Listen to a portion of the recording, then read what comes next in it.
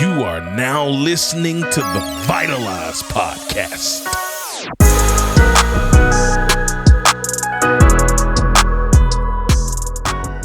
Hey yo, what up, family?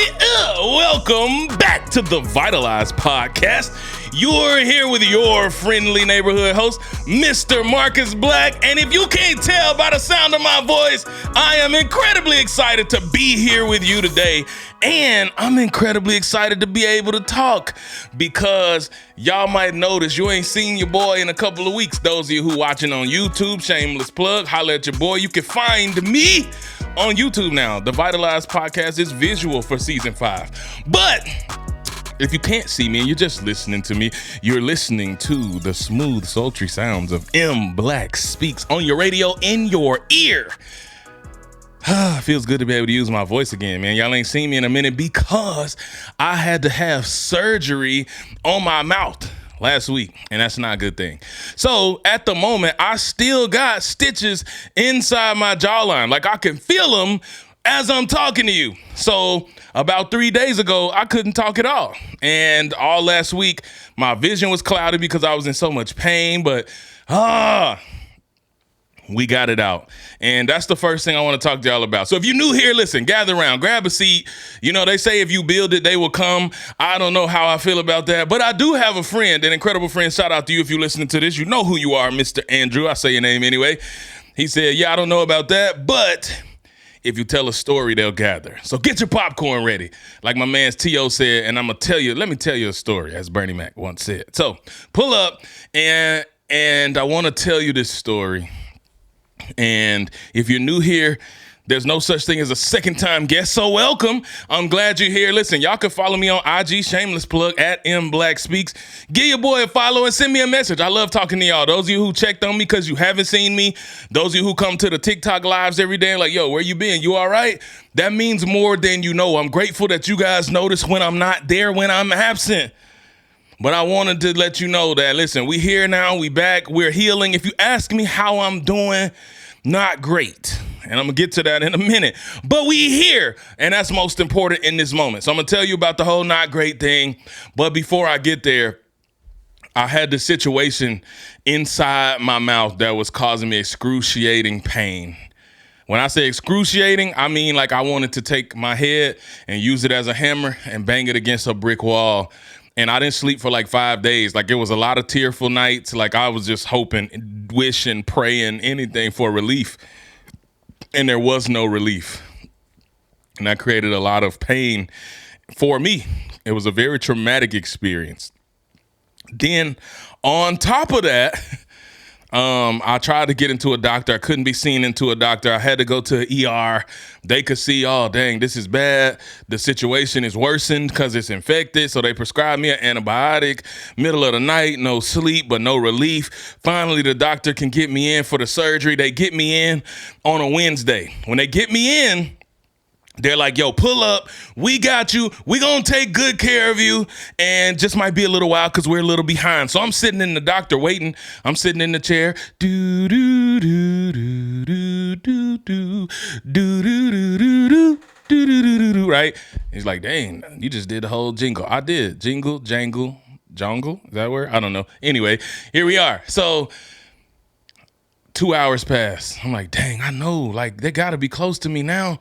And my mouth is hurting while I'm sitting here waiting on my procedure. 3 hours pass. 4 hours pass. And at that point, I'm starting to lose a little bit of patience.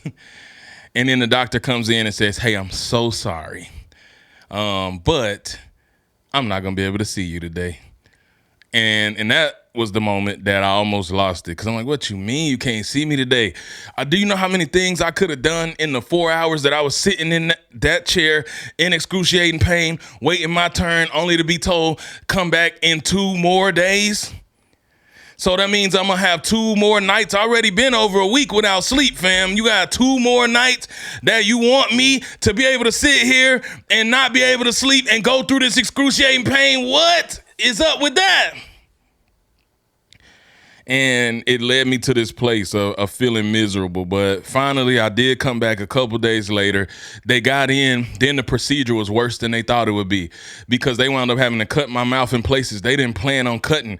They had to cut and twist and cut my gums open. I know that's a little graphic, but now that's why I got stitches all in my jawline because something that should have been minor became major.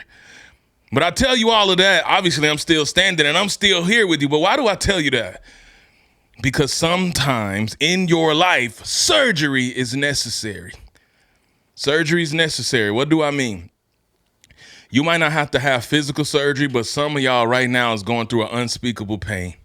You're going through an unspeakable pain in your mind. You're going through an unspeakable pain in your heart. You're going through an unspeakable pain in your soul. There's something that you can't even talk about because it hurts so bad. And you, like me, were having sleepless nights. You, like me, were having nights where you were just filled with tears. You, like me, were overwhelmed with the situation in which you currently face. And sometimes surgery is a part of the process. What does that mean? That means they had to go in, identify the problem, and they had to cut out said problem that was causing the pain. And in the moment, that which they were cutting out temporarily is even more painful. It hurt worse. I hurt worse after they did that because now I can't eat. Now I got stitches. Now I can't talk. Everything hurts. But here I am. It ain't even been a full week. That happened last Friday. It hasn't been a week since from this moment to then. And here I am. And I stand before you. It's been about 5 days. And not only can I talk again, I'm back here yelling in your ear. What does that mean? That means something that had to cause me more pain temporarily had to be cleaned up. So there's some things inside your life that got to be cut out. And you have to figure out what those are and not be afraid of the surgical process. Because even though it feels painful and even though it's scary and even though you may not know the specific outcome, what you know is that only when you remove said item that's causing the issue can healing begin. And now here I am on my healing journey. So that's number one. So I let y'all know that's why you ain't seen me. That's why you ain't seen no posts. You ain't seen no lives.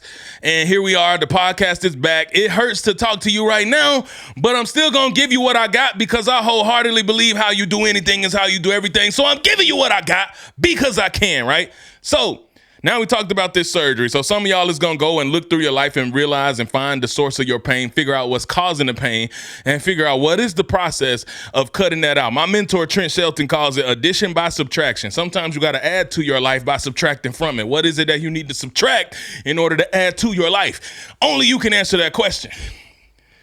Whether it's people, whether it's a job, whether it's play, whatever it is, I don't know. Hobbies. Toxic hobbies. Self-harm. Can we talk about it? Y'all didn't know I was coming real like that. Destructive habits when nobody's watching. Painkillers. I'll just take a couple. Drinks. It's all fun and games until you passed out and don't know how you got there. It's not fun and games, man. What is it that you need to cut out that's going to add not only value to your life, quality of life to your life? Which leads me to my second point that I want to talk to you guys about. And you guys saw the title of this episode, and I want you to understand that vulnerability is your superpower. Stop running from vulnerability. Vulnerability is not bad.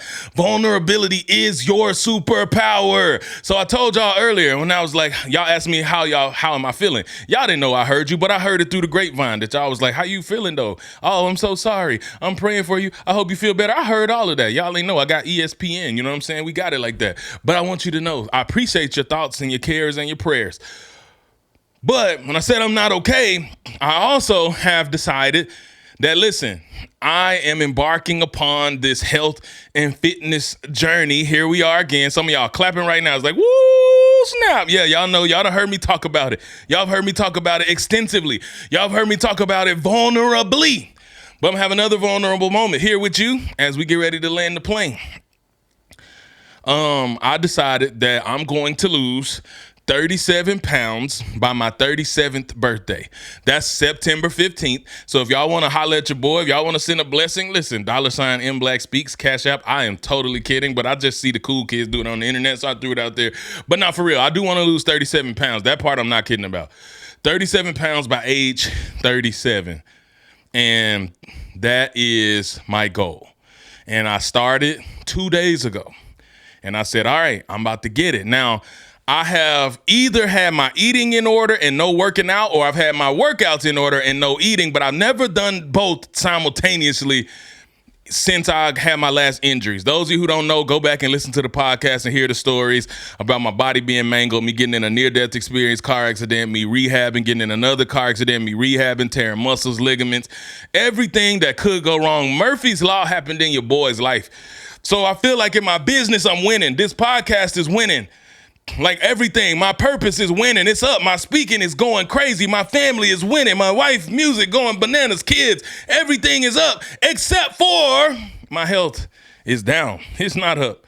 It's all bad. I've been doing real bad. I've been in a lot of pain and, dealing with a lot there. So here we are with this commitment. But here we are. This is day 3. I said 2 days. Third day. We started 2 days ago. This is the third day. Just came here from the workout. And when I say I'm not good, like on the way here to the studio, you know what I'm saying? Out here at Rose Records, OKC. Shout out to the man with the master plan, Taylor Moore, OKC. You know what I'm saying? Always got to throw it out there. On the way here, thought I was going to pass out because I was like, yo, I hope you make it where you're trying to go, fam. And that's what it felt like. It felt like everything inside of me was just trying not to pass out, trying not to give in, trying not to topple over and bite the dust. Another one bites the dust. That's what it felt like, honestly. And I share that with you because I want you to understand something. This is a pivotal moment, hopefully, in your trajectory and your growth. When it comes to what you're going through something, and what you're going through might not be what I'm going through, but you set a goal, and the moment you set a goal, it's not going to be easy. I know there's people online that say if you just pay them $9,999.99 a month, then they will solve all of life's problems for you. They'll make all of your dreams come true. They'll become a millionaire. You'll become a millionaire. You'll make $1 million an hour if you just pay them $10,000 a month. And we know how that goes. Don't you dare believe that, This ain't that. I want you to know that whatever it is you attach your future to, whatever it is you attach your purpose to, it's about to be hard. AF. About to be hella hard. It's not going to be easy. You're going to have times where you feel like you got nothing left in the tank. You're going to have times where everything inside of you is telling you to stop. Your mind is telling you to quit. Your heart is saying, I ain't got no more. I can't take no more pain. I can't take no more letdowns. I can't take no more setbacks. I can't do this any longer. And you feel like throwing in the towel. You feel like you ain't got the juice. You feel like this ain't gonna work out for you. And I'm telling you, I have people ask me, then what do you do when you're in that place where you want to throw in the towel? I'm telling you right now, not 2 hours ago, when I was walking at 102 degrees alongside the concrete in a pavement, that's what I felt like. So what do you do when you got nothing left to give? Number one, surround yourself with life-giving people. We ain't even on that, but that's important because I had my squad with me. I had a tribe with me, and they kept checking on me. And honestly, it's nothing they could do for me in that moment. They could check in, which felt good. It felt nice to have people to care, right? So if you don't got people in your life to care, that's number one. Find some people in your life who will care and show compassion while you're on your journey. But as much as I would have loved for one of them to piggyback ride me the rest of the way or to go find a way and pick me up, that was not an option. So like, what do you need to do? You need to stop. You need to break. You need to quit. And my mind said yes. My mind said, yes, I do. But my heart said no. Because my heart knew that this pain is temporary. But what I want, which is life, what I want, which is health, which I want is to pass back, means I'm going to have to stretch myself beyond the level of comfort. Not to the point where I'm physically about to die, but when you can go a little further. There's always a little bit more in the tank than you think there is. There's always a little bit more and a little bit deeper and a little bit further. So if you're listening to the sound of my voice and you find yourself in that place where you want to quit, what I'm telling you to do is dig a little deeper. What I'm telling you is to grind a little harder. What I'm telling you is to push a little longer. And so we got to the point where we're in the last mile of the journey, and that's when my body was done. My body was done, and we had a mile left. And so I had a person literally ask me this question a week ago, then what do you do when your body is done? You make it deeper. What do we do when your mind is done? What do you do when you got nothing left to give? You know what I did? I looked down at the ground and I took the next step and the next step and the next step and the next step. How do you take a step when you got nothing left to give? You just put one foot in front of the other. How do I do that if I don't got no strength, if I don't even know? Just put one foot in front of the other. It is literally mind over matter at that point. It's the battlefield happening in your mind, and you finding the fortitude and the resolve to keep putting one foot in front of the other. That's what I'm telling you. And if you want to overcome any adversity in your life, you got to know that it's going to be hard. You got to know that it's okay not to be okay. It's okay for you to have moments where you don't feel strong and you don't feel straight. I don't even know where this is coming from right now. I was about to pass out 30 minutes ago, fam, but apparently you mean that much to me that I can give you everything I got, because I need you to understand that you're never too far removed, or you're never too far off the path, or your tank is never too empty that you can't take one more step. So that's what I'm telling you to do. So as much as you want somebody to come and save you, Mel Robbins already told you, nobody's coming. As much as you want the situation to change, it ain't gonna change until you do. That's work you gotta do. As much as you want the load to lighten, it ain't gonna get no lighter, fam. But you're gonna get stronger, and you're gonna get better. And you can overcome so much more than you thought you could. You're going to persevere beyond belief. But I share from a vulnerable place, because I want you to know that you're not alone. I want you to know that the people that you look up to and admire struggle too. And if they tell you they don't, they lied, and that's not a leader you need to be following. So this is it. It's on you now.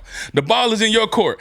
I'm passing it to you, and I'm telling you, keep going. I'm telling you, keep putting one foot in front of the other. I'm telling you, keep moving and grooving. I'm telling you, keep growing and going. I'm telling you, keep putting one foot in front of the other when you don't think you can take another step. Put one foot in front of the other when you don't feel like you got nothing left to give. Put one foot in front of the other when you feel like you are about to physically break. Put one foot in front of the other, and you keep moving towards your purpose. You keep moving towards your destiny, and it gets greater later if you keep going. So keep going, because you can.